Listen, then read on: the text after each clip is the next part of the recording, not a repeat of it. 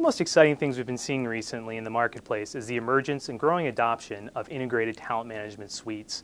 I think when you look several years back, we had a very fragmented marketplace with many applications that focused on discrete portions of the talent management process, but were very narrow in their application.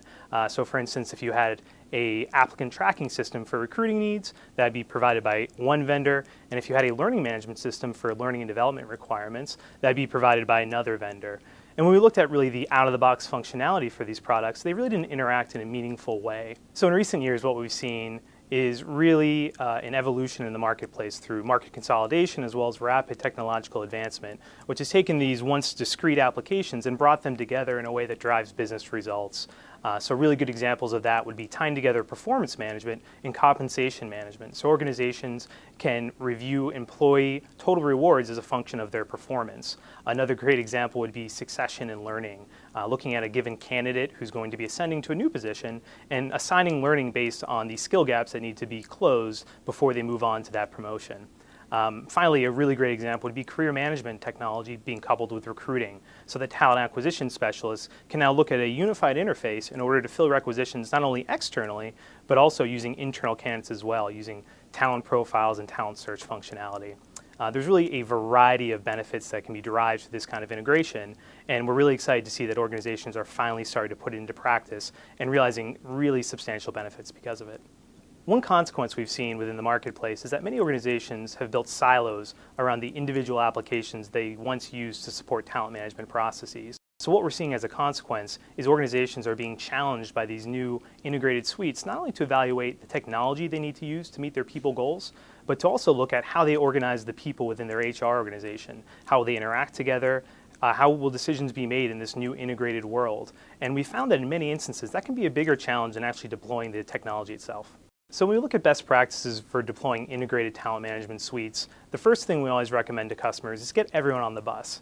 And what we mean by that is get a seat at the table for everyone within your human capital management ecosystem, whether it is HR, talent management, compensation, IT, business stakeholders, you name it. Find a way to have a unified discussion with all these stakeholders in order to map a strategy going forward before you even consider moving to a new technology within the HCM landscape. While this may seem like a simple step, what we often find in organizations is you'll have one corner of the organization focusing on a new learning management system acquisition initiative, where in another corner of the organization they're focusing on a new RFP for performance management or succession management.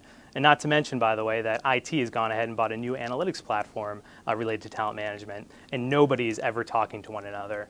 So the risks of that are really significant because once all these individual stakeholders make decisions based on their own narrow requirements, we often find that 2 years later they all look up and realize we need to integrate these processes. And their options to do so, if they're all on different platforms, can be limited, whether it's pursuing a costly and likely ineffective integration initiative or migrating away from the solutions they originally chose to move to a standardized platform.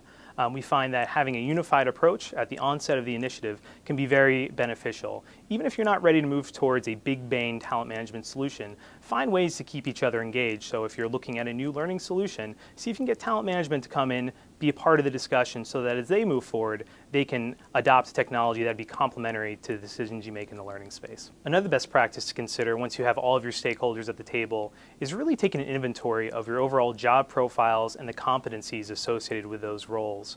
I say this because when you look at an integrated talent management solution, competencies are really the connective tissue that binds together all of the disparate processes.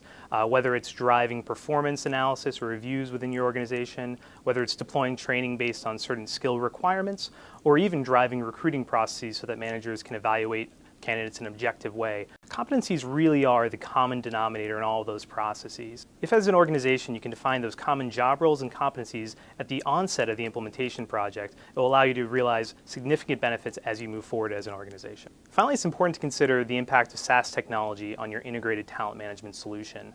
When you enter into an agreement with a SAS technology provider, rather than buying a discrete product that you'll upgrade or replace in a few years' time, you're buying a strategic partnership where the vendor agrees to manage a cloud-based platform that they'll refine and improve over time. If you make the right strategic decisions up front, you can realize the benefits of those decisions for years to come, dramatically increasing your return on investment. In particular, with SaaS applications, you won't have the same access to data that you normally would with your legacy on-premise system, and that makes access to data for reporting or analytics reasons much more difficult. So the more you can get all of your talent management processes under one roof, the easier it will be to drive that analysis from a big data perspective.